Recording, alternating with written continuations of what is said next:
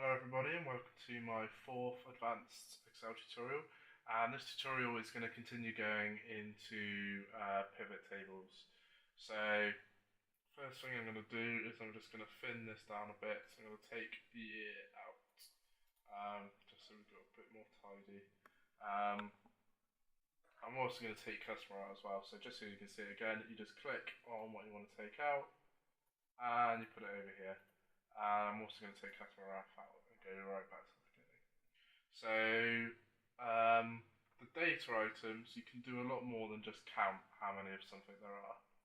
So let's say we want to look at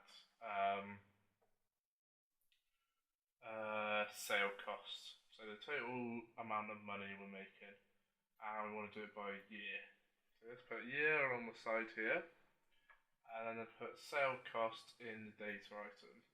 At the moment, it's going to default to count all, so count of sale costs. So it's counting how many sales there are in each year. That's not what we want to do. We want to create a sum of all of these. So let's right click on the grey box that appears, going count of sale cost, and go onto field settings. And then you'll see here that you have a whole list of different things that you can do with this data. So at the moment it's set to count, so it's going to count up how many it finds. I'm going to change it to sum and click OK.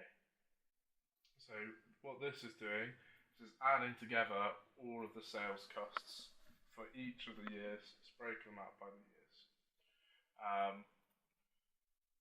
What it isn't doing, however, is changing it to the right format. So if I go back onto field settings and go to number, and you see that you've got your standard kind of formatting for numbers. Click OK, and then it's bringing the numbers through here. So really quick way of being able to work out sales per year. Alternatively, you could go to here, field settings, and you can put in average. Okay, and this is going to show you the average sale cost for that year. We go back into it, max, and that's going to show you the largest sale we had, and similarly minimum is going to show you the minimum one. And then the rest I've never really used before.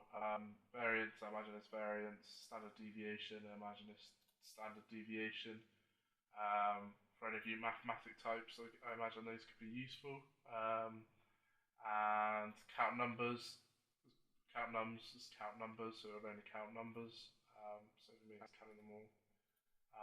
And product multiplies them together. So in this case, that's absolutely huge numbers. I've never really used them before, and I use pivot tables a lot, but I can see situations where they'd be useful. So let's change it back to sum. Right, so sometimes you don't want it split down the side, and this is what the page field items is for. So let's move year up here. So you can either just click on the button and drag it up here, or you can drag it out here and then put it into there. So I'm just going to drag it up here. And then, so you've got your total sales forever. If you click on here, you'll notice you can only select one at a time when it's up here. So let's go to 2003, click OK. And then you'll see that it's only then summing up for that 1 year. So if we put something else in, so let's say we put hometown in, and then for that year, it's going to show how many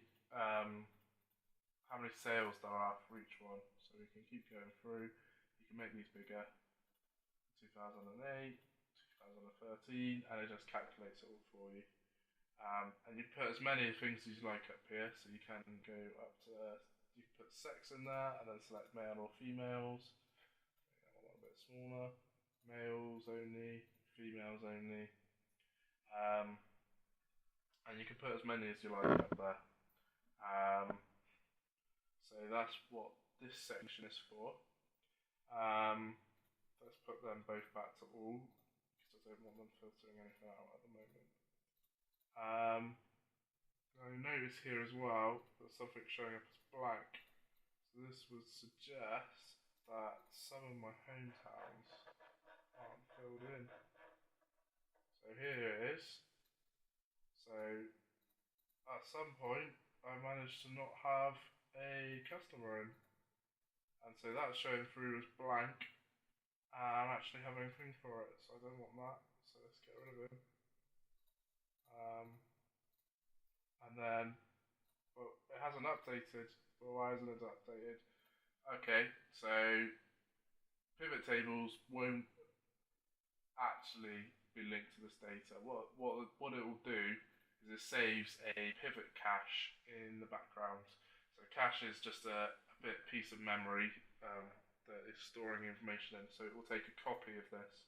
So if you make an update here, it's not going to update here. But it's got a way around that. If you right click on it, click on refresh data, then it updates the pivot cache with the source data.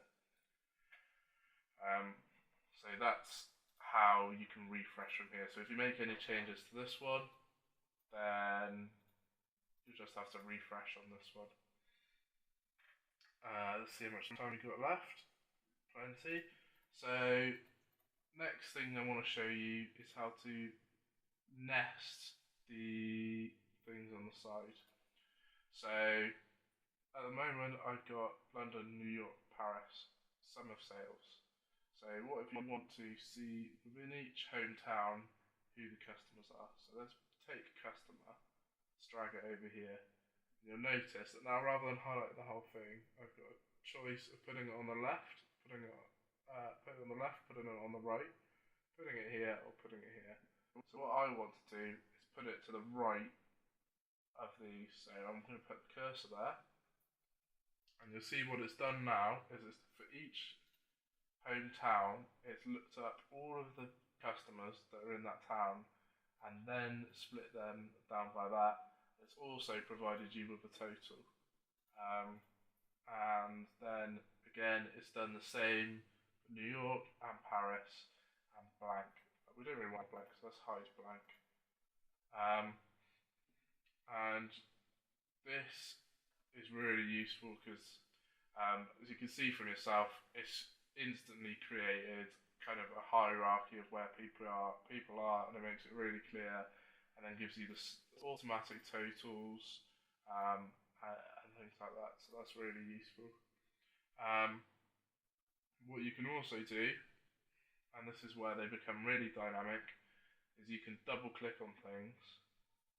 So if I double click on London, you watch what happens. So double click and it collapses it all and only shows the total. Boom, boom.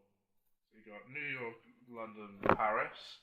Double click on New York and it expands it back out again and it shows you all the customers, but only for New York. So as you can imagine, this is really useful for giving to other people because they can go, okay, I like that total, but I want to know more. Double click. Oh, there's all the customers. Who's my best customer? Oh, they're my best customer. So that's how you can create kind of nested little tables. So you can have sections and sections. You can go even further. So you could have sex, and we could put it either there, or there, and we'll put it in the middle. And then a breakdown for each town, what the sex is. If we move it over to the side, it's going to have female, then all the towns, male, then all the towns. If you move it all the way over to here, it's just going to tell you which one's male, which one's female, and it's going to show you all the totals, which isn't very useful. So we can hide all of these. So let's just go, click on the total, hide the total. And it's going to show us who's male and who's female. I don't really want to do that, so I'm going to click on sex and click on hide and get rid of that. So that's it for this tutorial. Still plenty more for us to go through with pivot tables and also pivot charts. So I hope to catch you in the next tutorial where I'll be teaching you some more.